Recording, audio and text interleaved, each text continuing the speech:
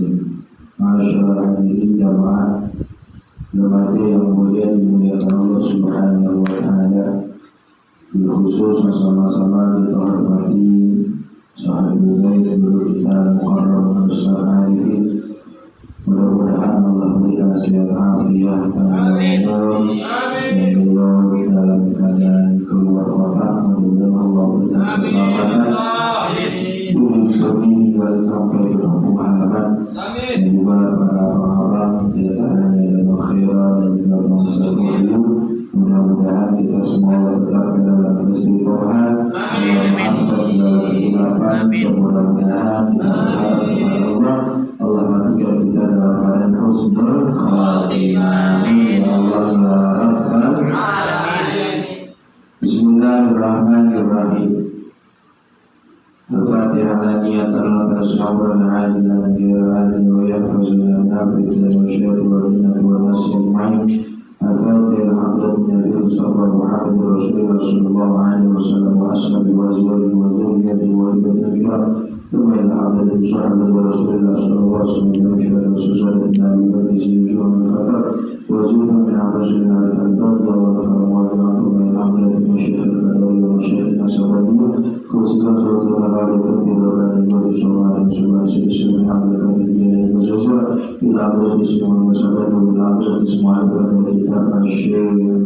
Asy'ari wa usulihim wa furu'ihim thumma ila usul masyayikh wa masyayikhina wa ila usul al-fadhil al-sabi wa usul al-usul al-mu'allim insana wa usul wa furu'ihim wa ila usul al-fadhil wa ila usul al-sabi min ahli wa ila Allah wa furu'ihim wa usul Rasulullah sallallahu alaihi wasallam al-Fatihah.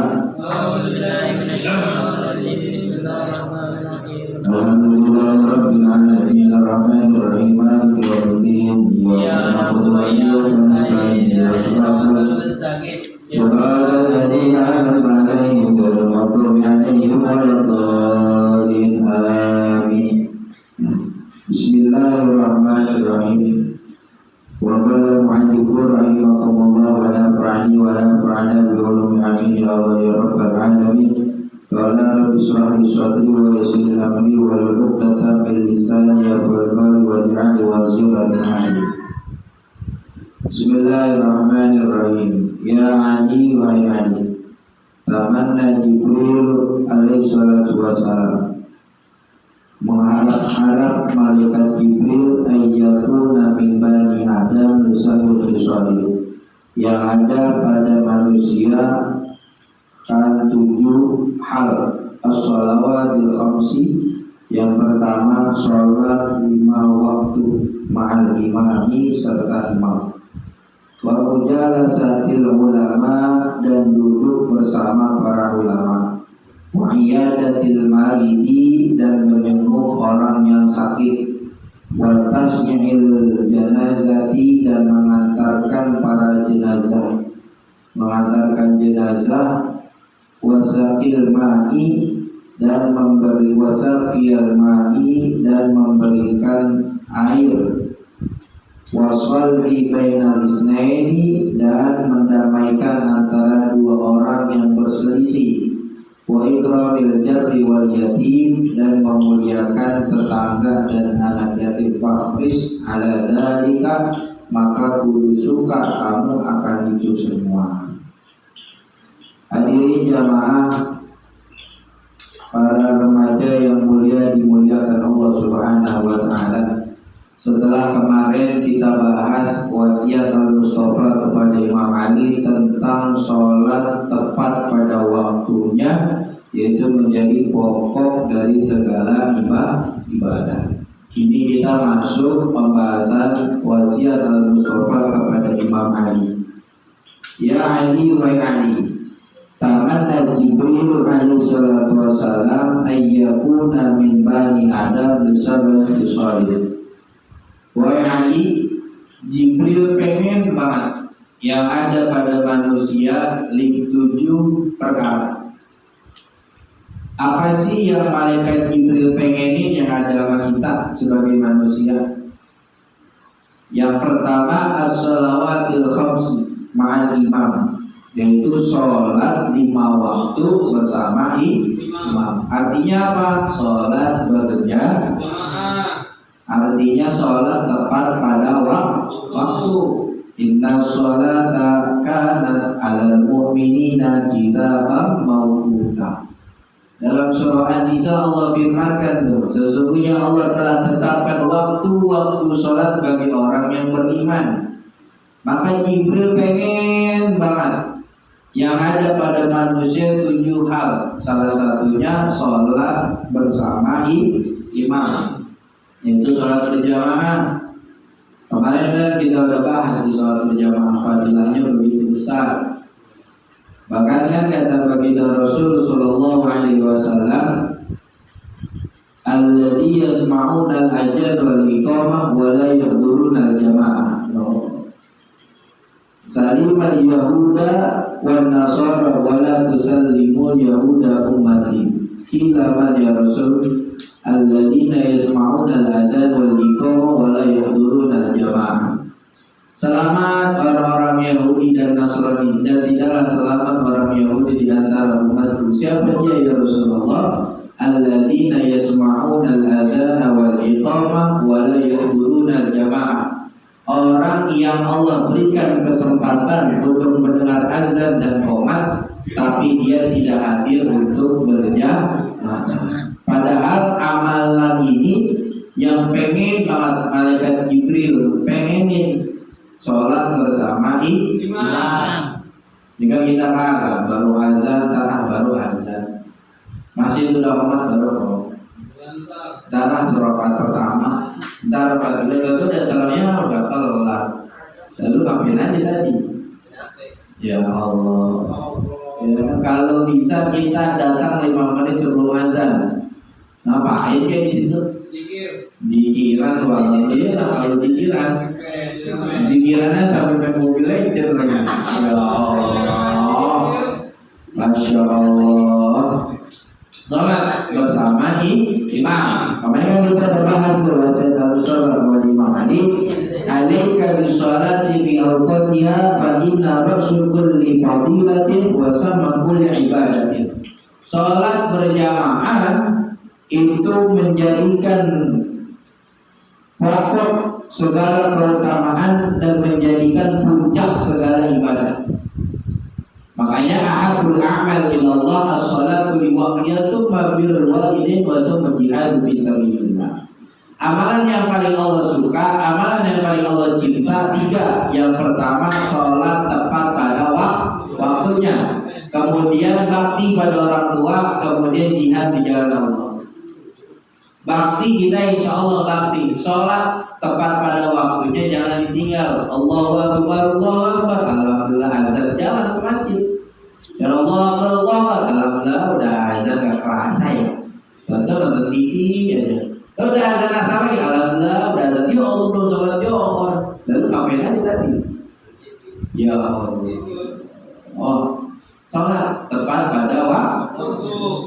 Kan kata ulama, man lam yuhafiz 'alaihi nuran wala burhanan wala najatan yaumil qiyamah. Kata Nabi, orang yang enggak menjaga sholatnya 5 waktu, dia enggak akan dapat pertolongan, petunjuk, cahaya. Justru nanti dia akan datang pada hari kiamat bersama Qarun dan Fir'aun la'natullah alaih. Orang kalau enggak sholat 5 waktu, maka dia nanti hari kiamat datangnya bersama Qarun dan Fir'aun la'natullah alaih. Na'udzubillah min dzalik. Jaga sholat. Maka kata Nabi kan, man taraka sholata muta'ammidan faqad kafara jiharan. Siapa orang yang meninggalkan sholat disengaja, padahal dia tahu waktu sholat, padahal dia dengar azan, padahal dia dengar qomat, tapi dientar-entar sampai melalaikan sehingga meninggalkan sholat dengan disengaja, faqad kafara jiharan, maka sungguh orang tersebut telah kafir yang nyata. Kalau kita enggak sholat.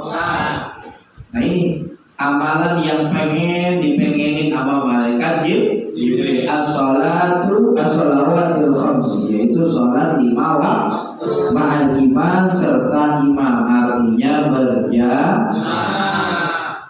Wa mujalasatil ulama, dan duduk bersama ulama. Ini kayak kita nih, duduk sama ulama. Bukan saya, bukan. Terus saya duduk sama saya lagi enggak. Tapi duduknya kita membahas kitab Salafun Sholeh, sama halnya kita duduk bersama ulama. Itu amalan yang paling banget malaikat Jibril pengenin. Duduk bersama ulama. Kenapa? Ittabi'ul ulama fa innahum sirajud dunya wa masabih ba'ul akhirah. Ikutin ulama, karena sesungguhnya ulama itu lentera kita di dunia menjadi lampu nanti di akhirat. Makanya Tuan Syekh Al-Imam Dzulkarnain ketika itu kata beliau, memuliakan guru itu lebih utama. Maka bukan kita nggak boleh bakti sama orang tua, artinya bakti sama orang tua sama guru itu harus dijalanin. Artinya apa? Ketika itu orang tua kita nurunin kita minas sama ilal ar, kata Dzulkarnain. Orang tua kita nurunin kita dari langit ke bumi, sedangkan guru kita angkat kita dari bumi ke langit.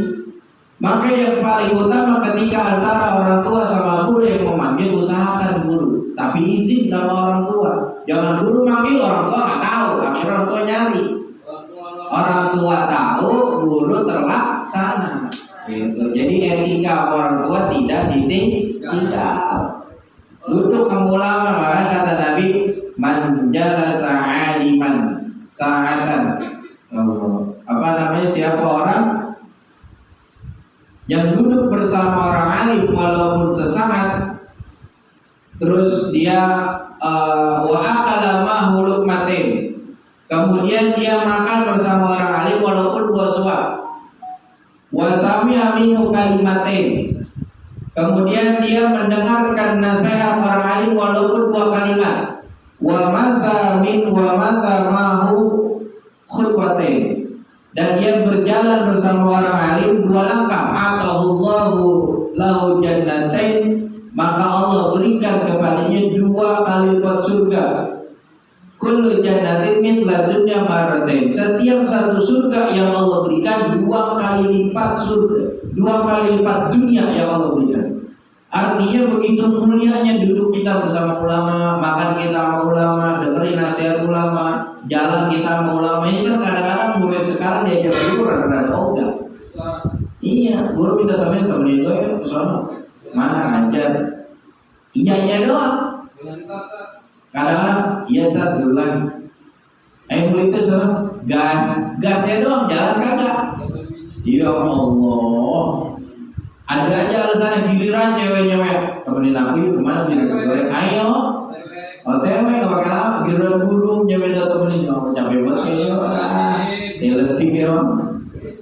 Padahal jalan bersama guru itu Allah berikan 2 kali lipat surga. Satu surga yang Allah berikan 2 kali lipat dunia. Manfaatkan duduk kita sama ulama, karena ini amalan yang paling malaikat Jibril suka, yang paling malaikat Jibril pengen duduknya sama ulama. Karena ulama itu kan tingkatannya 2 hasta dari kita orang-orang yang awam. Jaraknya bakalan 500 tahun jaraknya para ulama dibanding kita. Kayak kata Allah, "Qul hal yastawil ladzina ya'lamun wal ladzina la ya'lamun." Katakan oleh Muhammad, apa sama orang yang berilmu sama orang yang tidak berilmu? Enggak sama antara orang alim sama orang yang enggak alim. Enggak akan pernah sama selama-lamanya antara orang yang alim sama orang yang enggak alim.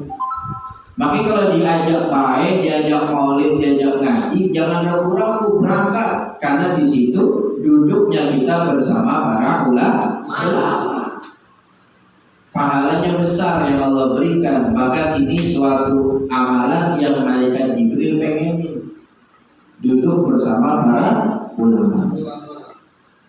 Wa'iyadatul marid, dan menjenguk orang yang sakit. Jenguk orang sakit, dengar teman sakit buru-buru jenguk. Jangan tuh sakit. Oh, udah gitu dong. Oh, doang. Jenguklah. Ini amalan yang paling malaikat Jibril pengen. Salah satunya wa'iyadatil marid, jenguk orang yang sakit. Ini teman sakit tuh, dia sakit tuh udah seminggu masih belum sembuh. Bukannya ini lah kagak mati sekalian. Kan kita ini naudzubillah. Jangan jenguk orang yang sakit. Jenguk orang sakit, jangan bawa tangan yang hampa. Ini kadang-kadang kita jenguk orang sakit bawa tangan hampa. Ditanya apa sih yang merasa kalau merasa apa-apa? Asal mana juga kalau merasa lu kemarin kalau bawa apa-apaan? Ya, jangan. Dakhalun Nabi sallallahu alaihi wasallam rajulun. Nabi sallallahu alaihi wasallam masuk nih ke rumah seseorang laki-laki. Ya'duhu, dengan tujuan Nabi menjenguk orang yang sakit.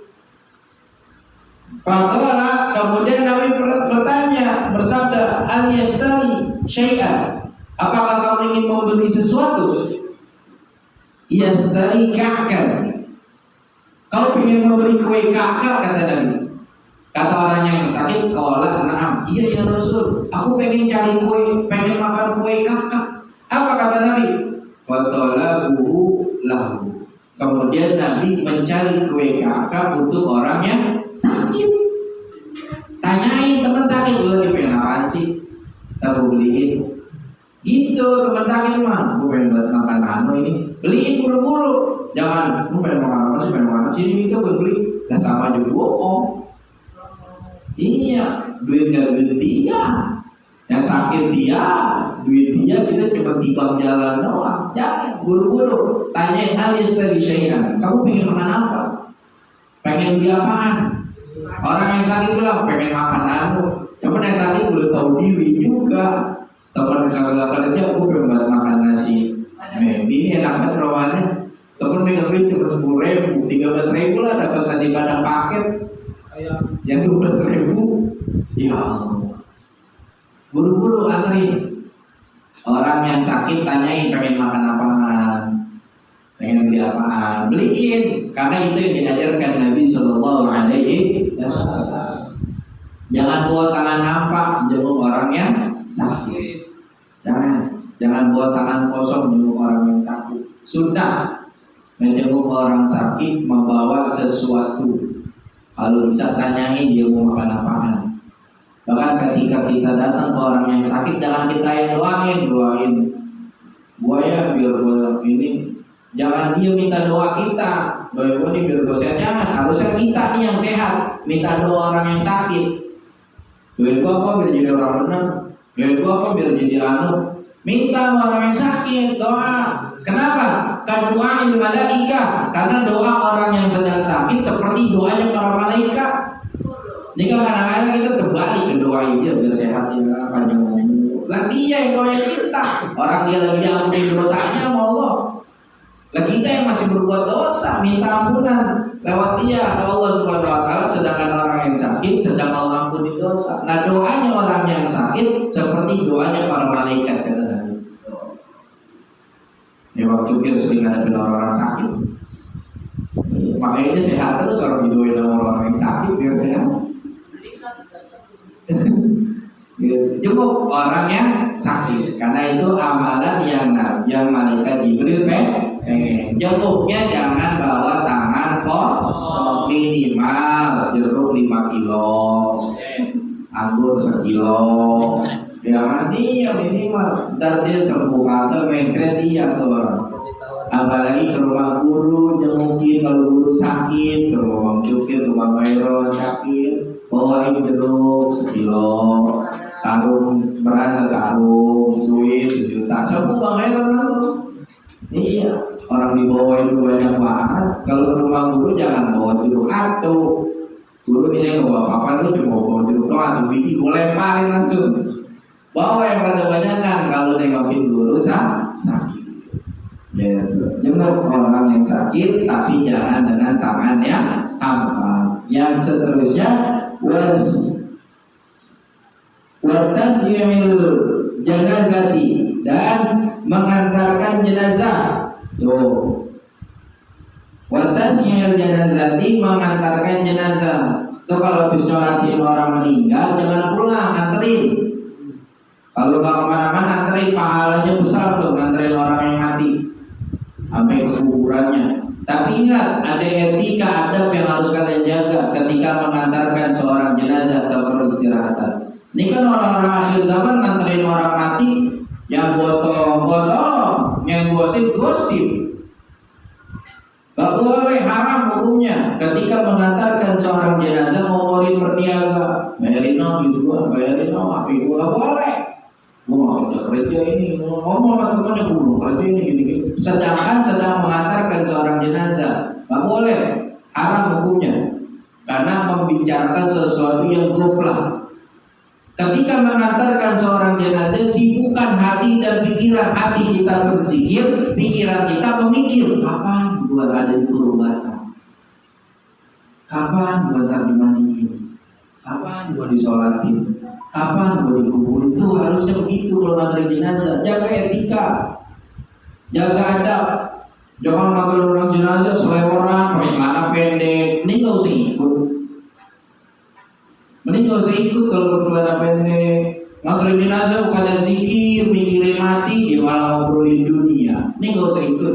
Kenapa? Karena merusak konsentrasinya si ahli mayit. Yang sedangkan lagi mau dibawa orang kubur kan malaikat udah datang duluan sih. Ya, zikiran buat jaga etikanya. Lalu ketika mengantarkan seorang jenazah, kalau lagi bermotor, lagi konvoy, ya jangan terlalu berlebihan, biasa aja. Jaga adab-adab etika yang harus kita jaga. Kalau nganterin jenazah jangan pakai celana pendek, jangan pakai sesuatu yang dilarang oleh syariat. Jangan ngobrol yang membuat kita lalai. Khawatir itu membuat kita fasik.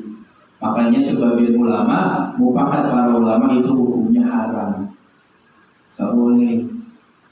Kalau mau nganterin jenazah, jaga adab-adabnya, jaga etikanya. Bahkan ada satu sabda Rasul Shallallahu Alaihi Wasallam, usahakan kalau nganterin jenazah itu jalan, bukan pakai kendaraan, jalan kaki. Dari sini ke sana, kubur di Dharma jalan kaki, uji kemur juga jauh. Kalau sesuatu yang sekiranya tidak memadai dengan jalan kaki, bolehlah pakai kendaraan, tapi tetap harus jaga etika dan adab ketika mengantarkan seorang jenazah. Zikiran. Terus ketika jenazah lewat di depan kita nih, kita nggak nganterin diri. Itu adabnya. Ada jenazah mau lewat ke musola atau ke masjid, lewat depan kita, lalu jangan duduk aja, diri.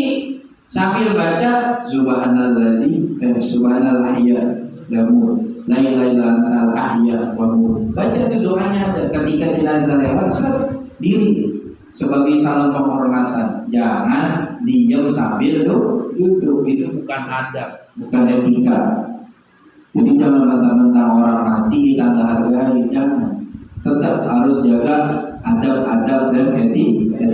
Ketika kita nganterin jenazah, jangan ngobrolin sesuatu apalagi urusan dunia yang membuat kita goblok. Jaga etika, jaga perkataan, jaga pakaian, jaga akhlak. Usahakan ketika mengantarkan jenazah, hati dan pikiran disibukkan. Hati sibuk berzikir, pikiran sibuk memikirkan kapan gua mati, kapan gua ada di kurungan, kapan gua disolatin, kapan gua dikuburin, kapan gua dimandiin. Gitu.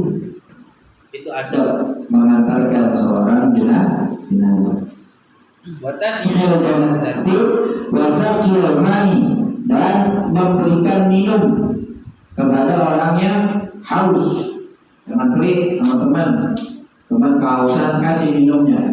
Wasulhi bainal isnain, dan mendamaikan di antara dua orang yang berselisih. Teman kita sama teman kita lagi berantem nih, nah kita ada di tengah-tengah, mendamaikan orang yang sedang berantem. Karena nanti dari kiamat, orang yang tidak Allah pandang dengan pandangan rahmat adalah orang yang memutuskan tali silaturahim. Menyambung tali silaturahim itu bukan kita. Kita udah gak ada masalah. Nggak ada perbuatan yang membuat kita berantem. Begini, udah nyambung silaturahim. Tapi silaturahim secara hakiki menyambung ikatan yang terputus kepada orang yang dengki, benci sama kita. Itu silaturahim yang sangat benar. Orang benci sama kita, senyumin, sambungin silaturahim, jangan sampai putus. Biarpun dia mendudukin kita, tetap kita aja ngobrol. Nah ini amalan yang paling malaikat Jibril pengen mendamaikan di antara dua orang yang berselisih. Ada orang berantem, jangan ikut-ikutan ngompor-ngomporin. Kalau bisa kita damai, pahalanya besar tuh, mendamaikan dua orang yang berselisih. Dan yang terakhir, wa ikramil jarri wal yatimi, dan memuliakan tetangga dan anak yatim. Kan orang mandang kita bagus bukan karena kita, tapi tetangga kita. Kalau tetangga kita nilai kita bagus, maka semua orang akan nilai kita bagus.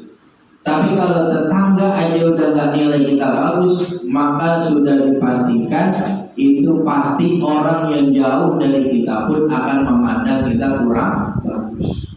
Maka muliakan tetangga, hargai tetangga. Ini tetangga sama tetangga berantem lagi. Gak boleh. Karena sebelum orang-orang yang jauh ketika mati, yang pertama kali nolongin kita bukan orang yang jauh. Misalkan di sini ada yang meninggal, bukan saya dari Klender, tapi tetangga yang dekat sama kita yang pertama memberikan pertolongan sama kita. Maka muliakan tetangga kita. Jangan sakitin tetangga. Kalau kau nggak mau bergaul, ya udah jangan diomongin. Muliakan tetangga dan muliakan anak yatim. Ana wa qabil yatim bil jannah hakata.